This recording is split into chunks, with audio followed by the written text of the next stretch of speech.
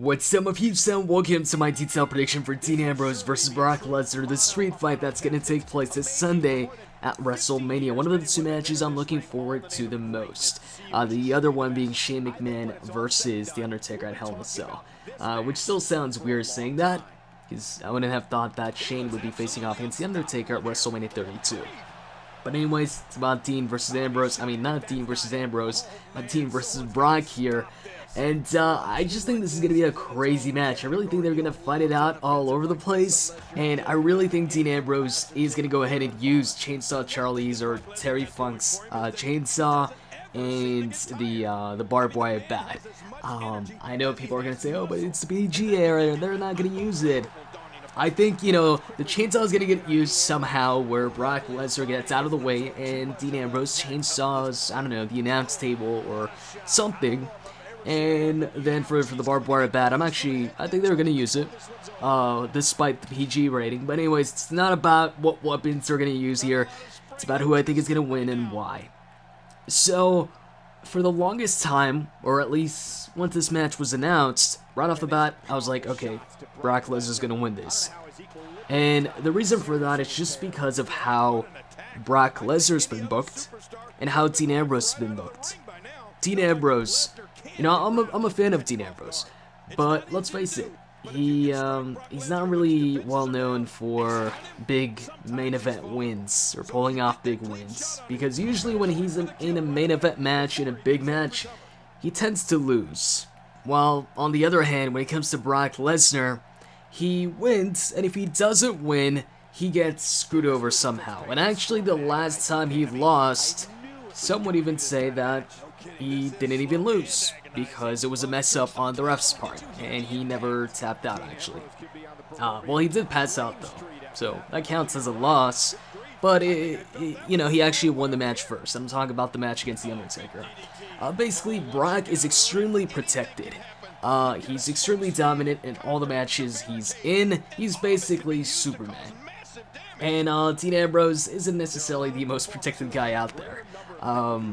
He loses in the triple threat matches, he loses in the one-on-one matches.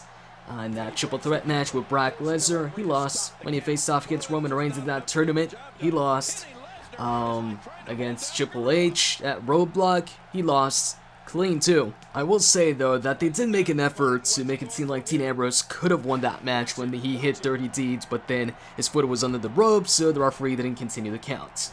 Anyways, just looking at how, like I said, Dean Ambrose is booked and how Brock Lesnar is booked and how Brock is protected, going by that, I was like, you know what, like, why would it change here? So I was like, Brock Lesnar's probably gonna win. And on top of that, I don't think they're going to have Dean Ambrose be the first guy to beat Brock Lesnar via pinfall since Brock Lesnar has started this undefeated streak, which started once he beat Triple H at, not WrestleMania, but at Extreme Rules in that steel cage match. Since then, nobody's been able to pin Brock Lesnar. Yes, The Undertaker's beaten him at SummerSlam, but we know how that match went and how Brock was supposed to win that match, but the referee didn't see it or whatever. Didn't see Taker tapping out. And so I was like, yeah, there's no way they're going to have Ambrose win this. But then I'm like, that's another loss to Ambrose. And, like, the guy can lose a couple matches. They can try and make him, you know, try and make it seem like, hey, but he gave it his all and he put that guy to the limit and all of that. But at some point, you stop, you know, taking the guy seriously. And if Dean Ambrose loses here once again, it's like, you know, is he ever gonna win a big match? Or, you know, are they just gonna keep him in the mid-card? Right now, there's so many guys out there that are injured. Seth Rollins is out. John Cena's returning. And Randy should return soon too. And Cesaro should return soon too.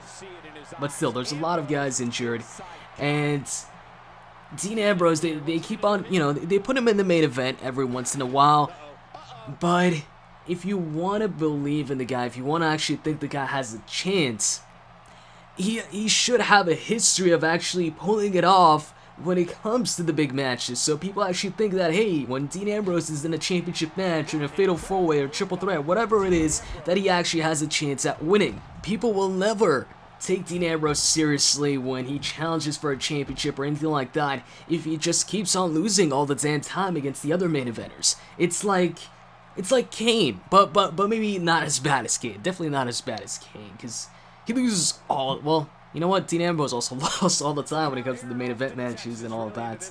But you know, Dean Ambrose, this is still early on in his career and all of that.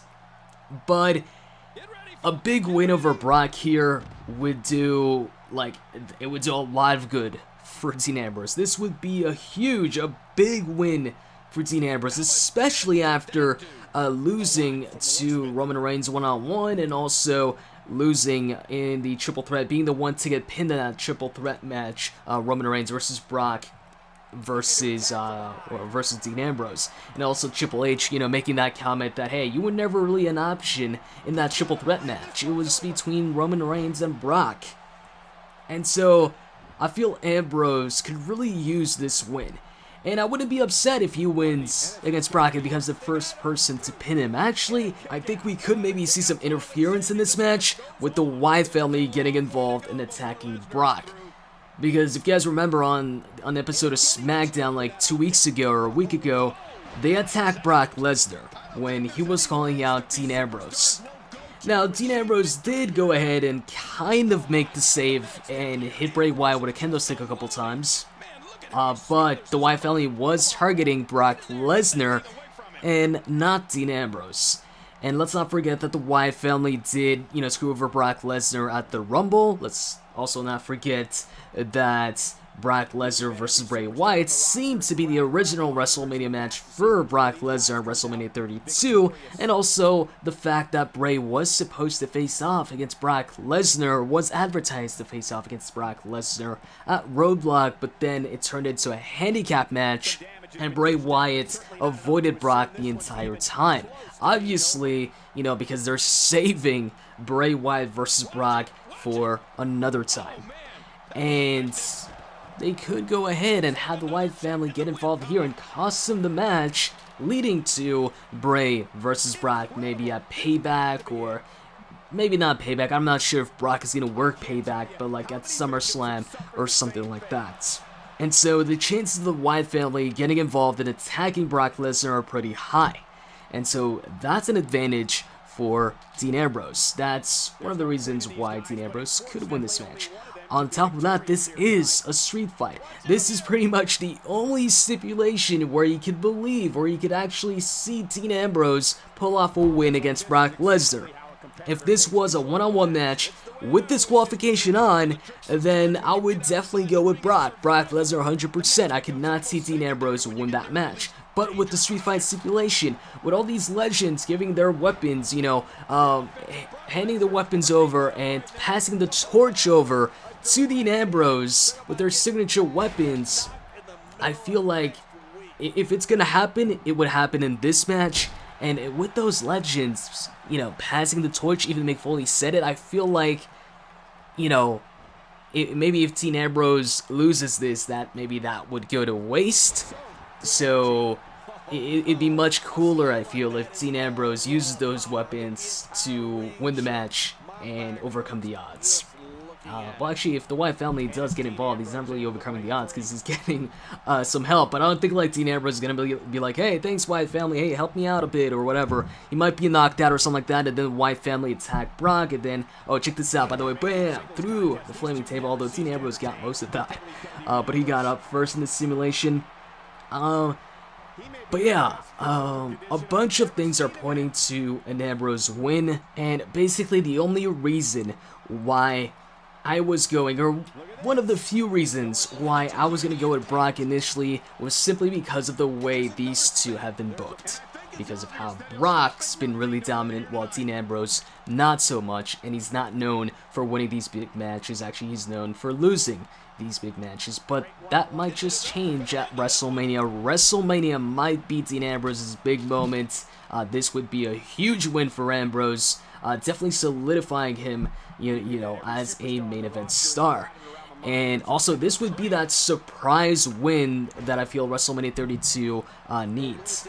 Since I'm going with The Undertaker at WrestleMania, and with The Undertaker winning the Hell in a Cell match, nothing really happens, nothing really changes, because Shane doesn't get control of Raw at WrestleMania, and The Undertaker doesn't retire, anything like that. So I feel like Dean Ambrose winning against Brock Lesnar in this match is a big enough moment to be that surprise win, that huge win that stands out in WrestleMania 32. And also, despite a loss, given this stipulation, given that this is a street fight and a lot of weapons will be involved, and we might see the Wyatts attack Brock Lesnar, Brock can still look really strong and dominant in this match, despite a loss. Either way, whether Ambrose or Brock wins, I'm looking forward to this match. And actually, in the comment section, let me know which match you're looking forward to the most at Mania. Hope you guys enjoyed this video, and with that said, I'm out. See ya.